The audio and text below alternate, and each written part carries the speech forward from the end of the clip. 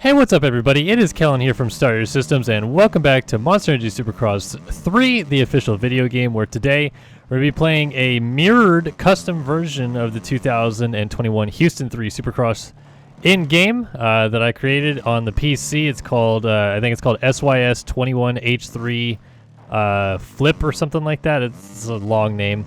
The reason I had to mirror it, because you can't make right-handed first corners in the game. You can kind of make something that would mimic a right-handed first corner, but it would also not really work with the way that this first corner worked this week, just because of the lane returning on the inside of the first corner. So it really wouldn't work. So I just elected not to try to fiddle around with that too much and just flip the track around and made a mirrored version. But as you've read by the title, we're going to be talking about the 2021 Houston 3 Supercross in real life, my thoughts and opinions on some stuff that happened. And there was a lot that happened, so let's go ahead and just jump right into this. Let me delete my ghost real quick. I don't like having it on the screen all the time. But let's jump in, okay? So, obviously the thing everybody wants to talk about, the thing everybody is talking about from Houston 3, Dean Wilson holding up Ken Roczen on basically the last lap and a half of the race, and ultimately Roczen, who was leading the race, potentially on the way to his first win of the season, his 16th career victory, loses the race lead and race win to Cooper Webb, who comes in, steals the show, gets his 12th career victory, also his first win of the season.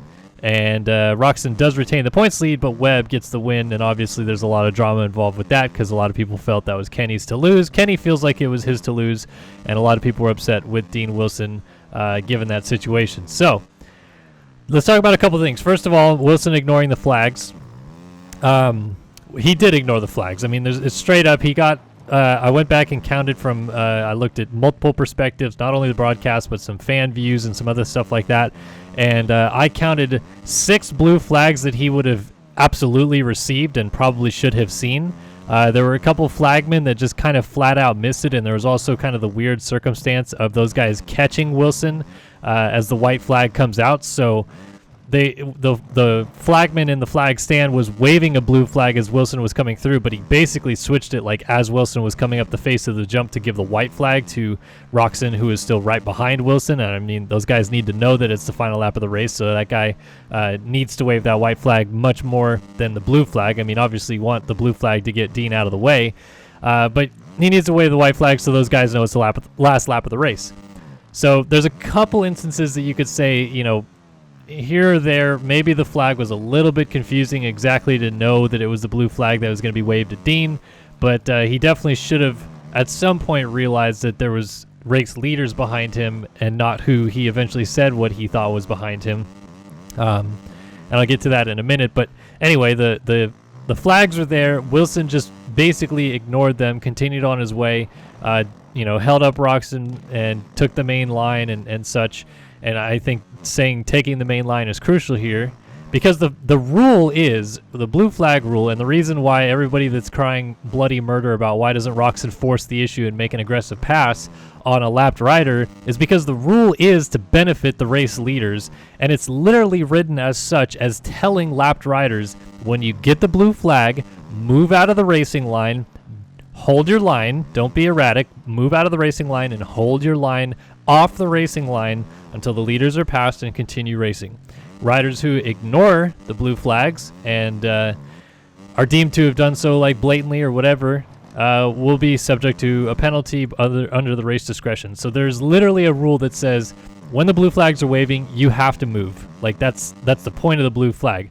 I get it on amateur level, it's probably not written that way. I'm sure different race series have different rules about blue flags, but in the AMA Supercross rulebook, it literally tells riders to move out of the way if you're getting the blue flag. So that's why it's crucial that I think that Wilson stayed in the main line, and why you can't expect Roczen to just go out of his way to make a pass on Wilson is because he's expecting Wilson to adhere to the blue flags and move out of the way. That's literally how the rule is written. Regardless of which, Roczen's sole focus right there shouldn't be on, I have to make a pass on Dean Wilson. He's not even racing Dean Wilson per se. He's trying to race Cooper Webb and hold Cooper Webb behind him, and Webb had closed that gap down with a few laps to go. So Roczen's much more thinking behind him than he is in front of him, and as such is probably just trying to hit his marks when he's going forward and make sure that he can hear Webb behind him if Webb's trying to size up a pass or something so he can fight back and battle it. So I think there's two flip sides of the coin, obviously, and I understand people that are saying, you know, Roczen needs to force the issue and he's such an idiot for not just straight up passing Wilson. But you have to understand these guys are going very similar pace. It's a 20-minute main event, and Wilson only is just getting lapped at just past the 20-minute mark and on a 45-second lap time track. It's very short lap times. He's just outside the top 10. Like, Dean Wilson is riding very well. It's not like he needs to get black flagged or anything like that, but you know, lap times in qualifying very similar. All these guys within about a second of each other anyway. Wilson, when he can go fast, when he needs to go fast, can go fast. He can go the pace of the leaders and the front runners. It just seems like he doesn't have the fitness or stamina to do all 20 minutes right now, and that's probably what's causing him not to start up front and finish up front. But that's beside the point. I'm just trying to prove it so that you guys understand that passing Wilson straight up there isn't as easy as just you're literally going faster than him, so pass him. That's always brought up year after year when it comes to, you know, racing for the race lead or racing for position. If you have two guys that are very close in speed racing for the lead or for position, not the easiest to make a pass. Like, you have to get aggressive and move people out of the way. And if Roczen comes in and tries to force Dean Wilson out of the way, he could in turn hurt himself by not having, you know, the ability to jump a rhythm section or get a drive for a whoop section, or might even fall if he's trying to pass Wilson and push him out of the way. So Roczen, I think in his mind, is thinking Dean's going to move. He's getting the blue flags. He's going to move. I just got to think about Webb. I got to hit my marks. And Wilson obviously was not thinking about the leaders behind him. Now, the reason Wilson's not thinking about the leaders behind him, and why I don't think team tactics come into play as people have so ridiculously started calling out at this point. It's the third round of the series, guys. There's not team tactics. It's unbelievable that there's an assumption coming from that there's team tactics involved here. I can get late in the season, maybe, you know, something like this arises, but there's absolutely zero chance that Dean Wilson is told at the third round of the series by Roger DeCoster, who doesn't even really have much to do with the race teams themselves anymore. But that's what people are saying. Roger DeCoster told Dean Wilson to block Ken Roczen so Cooper Webb could win the race. Ludicrous statements that people are making there, in my honest opinion. I'm sure, you know, you guys will come in at me with some other, you know, different viewpoint on that or whatever, but that's just my opinion of it. I don't think there's any team tactics involved here. And the reason why I think Wilson straight up didn't know that the leaders were behind him was because he freaking said it. He said it on Swap Moto Live on How Was Your Weekend, and I'm sure he's going to say it tonight on the Pulp MX show, which he'll be on here in a little bit. Dean Wilson had just passed Dylan Ferrandis like 3 laps before the end of the race. So basically a lap or so before Roczen and Webb got to him, because Dylan Ferrandis had crashed after the on-off section on the inside of the track, and he went from 9th back to 12th. He was right behind Wilson. He got up right behind Wilson, and you'll even notice if you look as they cross the finish line jump, Webb and Roczen with 2 to go, they lap Wilson right before the whoops. Or not Wilson, they lap Ferrandis right before the whoops, and guess who's right in front of Ferrandis in the very, you know, like hitting the whoops as they're lapping Ferrandis. Yeah, you guessed it, Dean Wilson right in front of Ferrandis right there. So I think Wilson fully thought, I got to keep Ferrandis behind me at all costs. He's giving me the pressure. I got to try to keep him behind me. And I think these racers every now and again go like tunnel vision, right? And they get into a zone where they're like, hit my marks, not think about what's going on, hit my marks. And as you guys so much, you know, cried wolf about last week with Roczen not being able to see the flag, I mean, yeah, maybe Dean Wilson absolutely should be able to see those flags, as many of them as were waving. But even so, I can somewhat sympathize with him why he would miss at least quite a few of them, because he's too focused about hitting a whoop section or focused on his lines and his corners or something along those lines, because he's trying to keep Dylan Ferrandis behind him. He literally said it on Swap Moto Live. He goes, yeah, you know, Ferrandis was right behind me. I was trying to keep him behind me. I wasn't really thinking too much about it. I was just focusing on racing ahead. And before you know it, the race is over. And you know, before you know it, I'm that guy. I blocked Ken Roczen. I wasn't trying to. I was just trying to hit my marks, kind of thing. Like, I get where Wilson's coming from, which is why I believe his apology that he eventually issued to Ken Roczen was sincere. I don't think he was trying to hold up Kenny. I think the same situation would have happened had Coop been leading the race. I think Wilson would have been so focused on keeping Dylan behind him that he probably would have held up Webb if Webb was leading the race. I don't think it matters who was leading. It just so happens that he's on the lead lap. He's thinking he's having a good race. He's, you know, battling for a position inside of the top 10 or just about. And before you know it, you know, the race is coming to a close. It's getting down to crunch time. He knows time's running out. His mechanic's telling him, hey, time is running out, and you just passed Dylan Ferrandis, you're right ahead of him, and you hear a bike revving behind you, I can sympathize why he would think it's still Ferrandis right behind him. Because if you're just, blind to the blue flags in a couple situations and you hear loud revving behind you, all you're thinking is my heart rate is spiking and I gotta get, keep Ferrandis behind me. Now, I'm not trying to make an excuse for Wilson here at all. I think that 100% what he did was completely wrong. He has to be more aware. He knows he has to be more aware. He even said it in his apology that in the future he has to be more aware of those situations, and I think rightfully so. But the people that are, willing to hang Wilson on a stake here and say that, he did it on purpose and he's all bought and paid for by KTM, the KTM group who owns Husqvarna and everything like that. I mean, God, it's the third round, guys. Are you serious? Team tactics at the third round? Like, I'm the one who always says team tactics exist and they're part of the sport, but I don't think this has an inch of team tactics scent around it right now.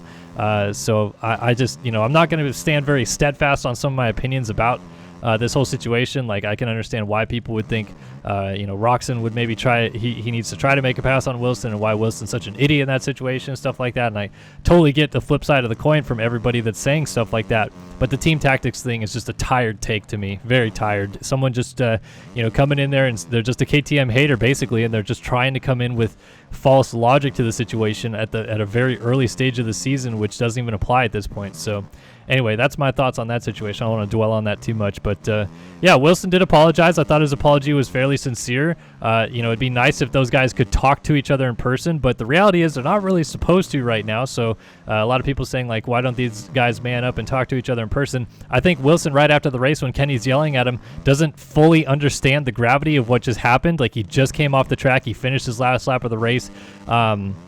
He doesn't know how bad he had blocked Kenny at that point, I'm sure. I'm sure he went over the finish line jump and looked back and saw that those guys were right behind him. But I don't think beyond that he realized that he just ruined Ken Roczen's chance at the victory, essentially, which I do think he did. I think a lot of people are saying, like, Webb was going to get him anyway and all this. And, Cooper Webb definitely caught Kenny late there, no question about it. He was, reeling him in with like 4 or 5 laps to go. And I think he was going to run out of time straight up. I think without Wilson there, Roczen wins that race, no problem. But I get other people saying Webb was going to catch and pass him anyway. I mean, it is what it is. Point being with all this, though, is that I don't think Wilson immediately knew how bad it was until he went back to the truck and saw footage. And then, literally Feld is telling us, the media, the riders, everybody, stay away from each other. Don't go talk to each other. Don't, coerce with each other, because the second one person in your little group tests positive for coronavirus, shuts the whole thing down. Not in terms of Feld, in terms of your team. So if Dean and Kenny go and fight or talk after the race or something like that to man up and be able to actually talk it out with each other, and it just so happens Dean had COVID or Dean's crew member had COVID or something like that, and then they could prove that he had contact for a longer period of time than necessary with Kenny and stuff like that, takes Dean and Kenny out of the series. That's just the way that the rules are being written by Feld right now, so I don't think it's a man up and go talk to each other situation. I think they're literally just trying to follow protocol, and in reality they probably would call each other over the phone or go talk to each other or whatever, but in that situation I think Dean just knew he blew it, knew he needed to say something to the fans and needed to say something to Kenny, so that's why he said it on social media. And Kenny, being a very social media guy, knows that, the best way to kind of appeal to fans in the sport is to respond on social media, which is exactly what he did. So, Dean apologizes, says he didn't mean to be that guy. He's feels terrible for Kenny and hopes Kenny accepts his apology. Kenny does come back and accept his apology the very next morning, so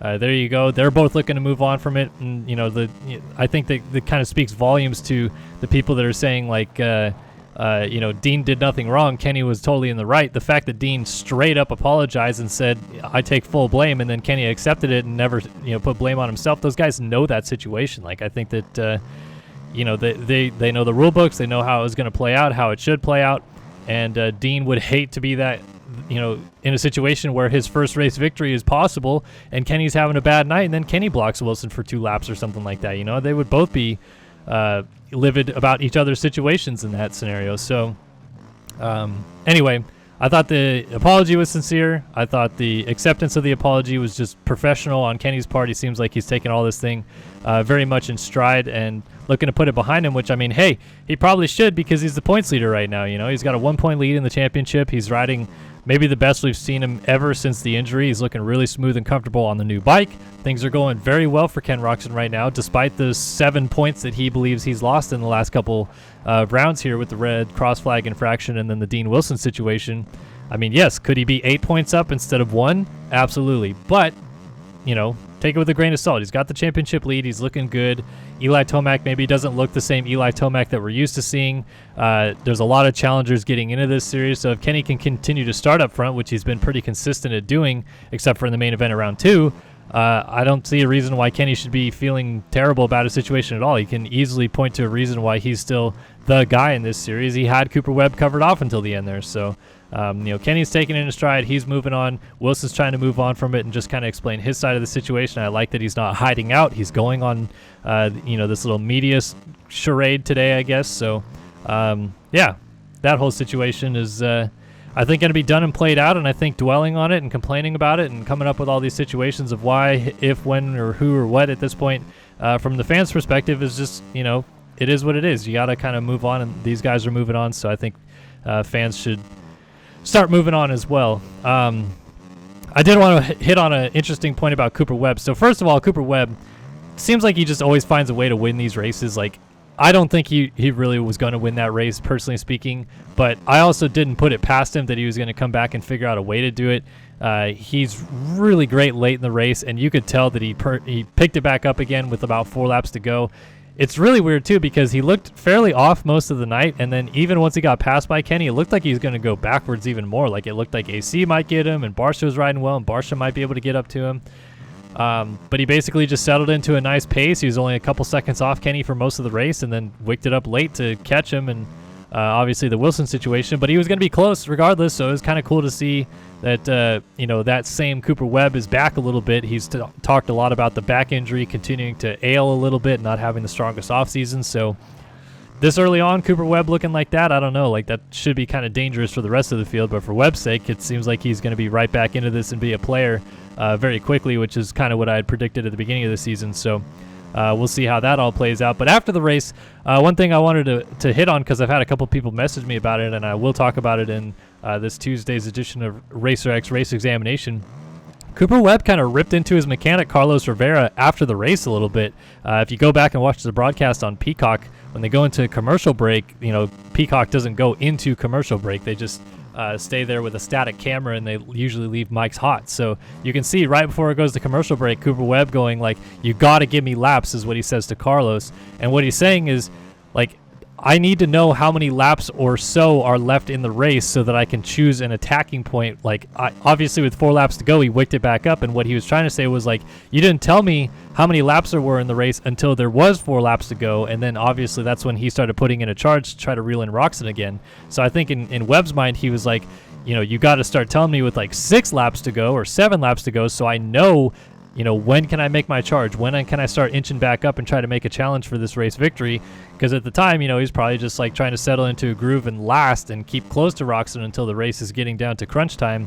And he was just kind of giving Carlos the business. He's like, you got to give me the laps. Like, no, you didn't. You didn't give me laps. And Carlos said, yes, I did. I said 9, 7, 6. And Webb's like, no, you weren't giving me laps at all. And then you can hear in the clip as well, Roczen come over and say, dude, 3/4 of a lap, when talking about Wilson being in front of him. So anyway, I just thought that was kind of interesting because you don't normally get to hear these guys really interact with their mechanics hardly ever. But it was kind of interesting to see Cooper Webb like legitimately mad that Carlos wasn't giving him how many laps are left in the race, and whether or not that's something that, if he's in a close battle again, you start thinking about it. You start looking at Carlos hanging the pit board out and see like, hey, is he telling Webb there's, this many minutes left, this many laps, whatever. So just kind of an interesting little tidbit I wanted to add there. But yeah, Webb gets his first win of the season, and now firmly right in the mix of this championship because he's only 1 point down after a couple dismal, basically a night and a half of dismal racing until the second half of the main event at Houston 2 when he started to find his groove, and now it looks like he's firmly found whatever groove that was eluding him at the first round. So yeah, that's done and done with 450 class. I don't want to keep just sitting here talking about the same situation over and over again. I'm sure you guys are already typing in the comment section anyway about how wrong I am. But anyway, moving on, I wanted to talk about Austin Forkner and RJ Hampshire both going out of the 250 class at this round as well. Faulkner crashed in the first qualifying session, and we believe broke his collarbone, although we have not seen official word just yet as of me recording this. And then RJ Hampshire went down in the free practice session before that in the exact same spot. It's the triple rhythm section, going down on the triple out of that section there. And Hampshire went down, and it sounds like broken hand or some sort of hand injury. So I think that's probably going to be the end for both riders, unless we hear something drastically different this week. But it's pretty much the end of Austin Faulkner's chance at winning a championship this year. He's now like 34 points behind or something crazy. But again, we just every year we come into this championship and say, Austin Faulkner, this is going to be the year. This is going to be the guy. He has more wins than anybody else in the class right now combined. And once again, he's figured out a way to lose it. The crash was very weird. Just kind of cased the triple at the end of the rhythm section. It just kind of lawn darted him forward. Initially, to me, it kind of looked like a situation that would result in a hyperextended or dislocated shoulder by the way he was walking, but also the way he was holding his arm. You could also suggest his broken collarbone. He just kind of rolled out of it funny, so that's why I thought shoulder of some kind, maybe like a bruised bone in the shoulder or hyperextension of some kind. Didn't look dislocated per se, but you never know. Sometimes those things, they contort different ways and don't look 100% dislocated. But anyway, we'll still wait to hear official word, and even so, I mean, even if he comes back, it's pretty unlikely he wins this championship at this point. Short series, huge points deficit to overcome. He's going to need probably injuries ahead of him to win it. And again, Austin Faulkner has found a way to lose a championship, which is, I mean, it's honestly just frustrating because I think talent-wise, he's good enough to be in the 450 class. I think his speed is there. On nights that he can win races, his race-winning speed is fantastic. But he just has never been able to get the crash bug out of his system, and it's come up and bit him way too many times in his career now, and it's starting to get a little sad because kid's got a lot of talent. He's, some people don't necessarily love him or like things that he says or likes things that he does, but kid has got a lot of talent, and if he never pans out to be what he could be in the 450 class and challenge this next generation group that we're seeing come up in this 450 class right now, it'll be kind of sad because I think he's definitely an elite level talent that could challenge. We're just gonna need a lot more consistency out of him and less injuries. But it just seems to always stack up against him. And then for Hampshire's sake, this just kind of sucks because off the heels of Faulkner taking him out on Tuesday and Hampshire not looking the greatest at the opening round and coming off the ACL reconstruction and a couple other things, like, you just kind of want Hampshire to have a good year, and it's just so not going his way at all right now. And hopefully he's not out because I think he could come back and at least contend for race wins. It'd be really nice to see him pick up his first career win before this whole thing is over. But kind of boils us down to really more or less three guys in this championship. Moseman and Shimoda maybe could come in and make things interesting if a couple other guys got hurt. But right now it seems to me like it's Craig, Nichols, and Jet Lawrence that are going to contend for this championship this year.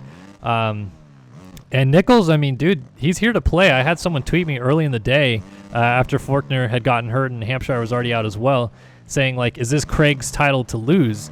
And personally speaking, I don't think so. Like, I think I discounted Nichols a lot at the beginning of the year because I needed to see how he'd come back from injury, if he was still that 2019 Nichols that we saw and all that. And I'm firmly there now. I think Nichols is ready to go and win this championship. Just got to stay off the ground, but the same could be said for Craig and Lawrence. Both guys have found ways to get hurt over the years. Obviously, Lawrence is still pretty fresh-faced, but he crashes quite a bit. And Craig, unfortunately, you've kind of seen the same thing on repeat over the years where he's had the speed to win a championship, but just not the ability to stay off the ground or avoid weird situations kind of thing. So, Nichols, Craig, and Lawrence all have their weaknesses. They obviously all have their strengths.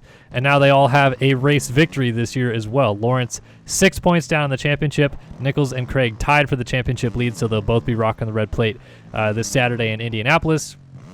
And honestly, I really have no idea who would win the championship among those three at this point.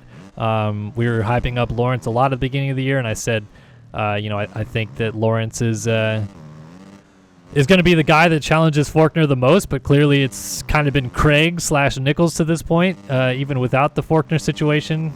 I think those guys were better than Jet most of the time so far through 3 rounds. So, you know, we'll have to see who comes out swinging in Indy. Lawrence is going to be nursing a little bit of an injury after that crash in practice. Brutal one. I don't know how you get the bike, you know, landing on your femur and plowing it into a whoop and not get hurt worse. But Lawrence, just made of rubber, I guess, bounced up off of that one, seemingly no problem, and continued on. So good to see that he wasn't hurt worse from that. Definitely could have been a lot worse of a situation. And yeah, now it's kind of down to these 3 guys. I did want to talk briefly about the Jet Lawrence takeout that he did on Michael Mosiman late in the main event, and just kind of talk about a couple things with that. First of all, I really do like Jet Lawrence. I really like his personality. I like the flair that he brings to the sport. He's super stylish, young kid. I think he's got a lot of great years ahead of him. But my concern with him is he's so outspoken and opinionated, and so kind of aggressive, and just, you know, let bygones be bygones and just send it on the track, I guess. That I think some of these situations are going to come back and bite him worse than he realizes at the moment. So the Mosiman thing, where, you know, Mosiman's running 3rd late in the race, Lawrence comes up the inside, basically just takes him out. And after the race, he said, like, I didn't want to be that dirty, but I also didn't want to get stuck behind Mosiman. We all know how hard he is to pass, is what he said. So, you know, things like that are not going to sit well with Mosiman, because he's like, well, I was doing everything I can to hold on to 3rd. You know, like, it's not the nicest thing ever that you come in and just basically clean me out. And I think that pass, personally speaking, was dirtier than what Forkner did to Hampshire. Now, I think timing does have a little bit to say in this, because Lawrence's was a little bit later in the race, and because of that, you know, you can't leave yourself open to opportunities with a podium spot on the line. Like, Mosiman needs to maybe be a little bit more aware the Jet was coming. But even so, I think the pass was straight up dirtier. Like, comes down the inside, just goes right for the front wheel, hits him in the, you know, hits his forks on his front tire, basically with his shroud on the side of the bike, and just cleans him out. I mean, the thing that you can say that doesn't, you know, sit well in Forkner's case is that Forkner went in for a pass and he fell too, instead of just taking Hampshire out and continuing on, which I think most people usually tend to agree that if you're going to take somebody out, don't take yourself with them. Usually that tends to make people believe it's a very dirty pass to do it.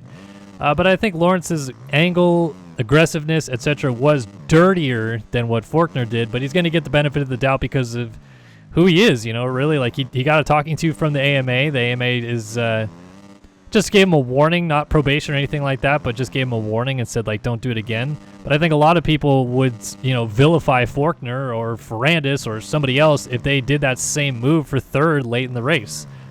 Because it's Lawrence, I think, you know, he's kind of the golden child right now, and a lot of people are just giving him a pass on that. But I'm just trying to explain how something like that, and something where, you know, nobody kind of gives him his due, eventually catches up with him. You know, eventually Mosiman will find him on the track again and pay him back, or eventually other guys that he's throwing around a little bit will get tired of it. And I just think for Lawrence's sake, hopefully he kind of learns that mistake early on and doesn't turn into a guy that is overly aggressive, kind of cocky attitude on the track, and then everybody else just gets sick and tired of it and starts punting him off the track every chance they get. So I just kind of wanted to talk about that, because I don't feel like it's talked about enough with him. I think that, you know, we just kind of sweep any incident that involves him being an aggressor under the rug. And just wanted to kind of point that out and be like, hey, just keep an eye on it. You know, these guys are going to get sick and tired of him on the track. He's already the wonderkind, and all, you know, every time someone is like a godsend by the fans, most riders are sick and tired of hearing about him, so they'll do whatever they can to go out of their way to take him out or something. But then on top of that, you start taking guys out yourself, and then it doesn't matter how much of a godsend you are to the fans, people will start getting sick and tired of it on the track. So anyway, interesting dynamic there. I guess we'll have to see how it plays out. But yeah, that's kind of a lot from Houston 3.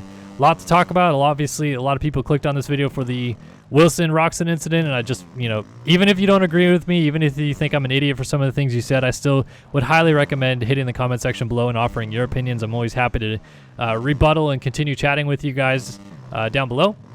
So be sure to head down there.